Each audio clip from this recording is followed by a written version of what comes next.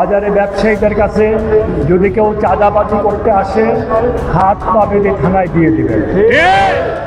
মানুষের জন্য তিনি নিবেদিত প্রাণ। 4 দশকেরও বেশি সময় ধরে কুমিল্লার মুরাদনগরের মানুষের জন্য নিঃস্বার্থভাবে কাজ করে যাচ্ছেন। যে কারো বিপদে আপদে তিনি পাশে দাঁড়ান। আওয়ামী লীগের আমলে প্রতিহিংসার শিকার হয়ে দেশে থাকতে না পারলেও দূর থেকে মানুষের পাশে দাঁড়িয়েছেন সব সময়। সব মিলিয়ে মুরাদনগরের মানুষের কাছে ঈর্ষণীয় জনপ্রিয়তা তার। কেউ যদি কোনো মস্তানি করতে আসে হাত পা বেঁধে থানায় দিয়ে দিবে, কোনো কম্প্রোমাইজ নাই। তার নাম কাজী শাহ মুফাজ্জল হোসেন কায়কোবাদ। তবে মুরাদনগরের সর্বস্তরের মানুষের কাছে তিনি দাদা ভাই।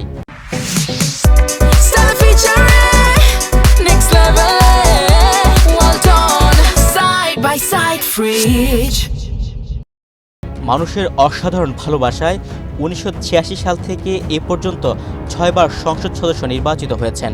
সবশেষ 12 ফেব্রুয়ারি অনুষ্ঠিত ত্রয়োদশ জাতীয় সংসদ নির্বাচনে কুমিল্লা 3 আসন থেকে প্রায় 50,000 ভোটে জয়ী হন। বর্ষিয়ান এই নেতাকে এবার ধর্মমন্ত্রীর দায়িত্ব দিয়েছেন প্রধানমন্ত্রী তারেক রহমান।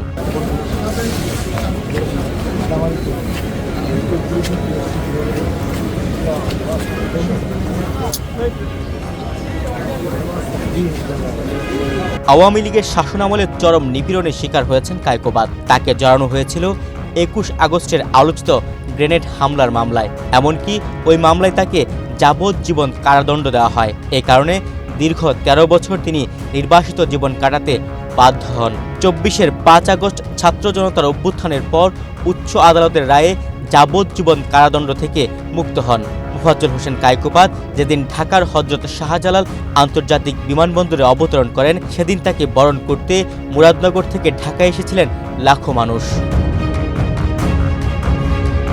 কাজী শাহ মুফাজ্জল হোসেন কায়কোবাদ 1956 সালের 20 ফেব্রুয়ারি কুমিল্লার মুরাদনগরে জন্মগ্রহণ করেন। 1986 সালে মাত্র 30 বছর বয়সে তিনি সংসদ সদস্য নির্বাচিত হন।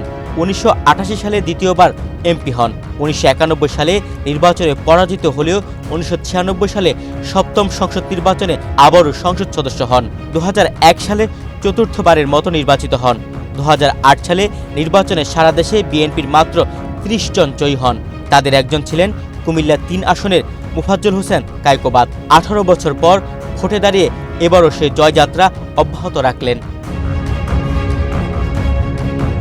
কায়কোবাদ বিভিন্ন সময় গণমাধ্যমে সাক্ষাৎকার দিয়ে বলেছেন, নিজেকে তিনি মুরাদনগরের মানুষের খাদেম ও কামলা মনে করেন।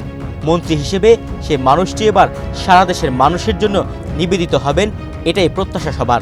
আল্লাহ দয়া করে আল্লাহর এই গোলামদের এমপিটা নাই। এখন আর নেতাদের কথা অনুযায়ী আমি মুরাদনগর চালাবো না, আমি চালাবো জনগণের কথা অনুযায়ী মুরাদনগর চলবে। তুহিন ভুইয়া, বাংলাদেশ প্রতিদিন।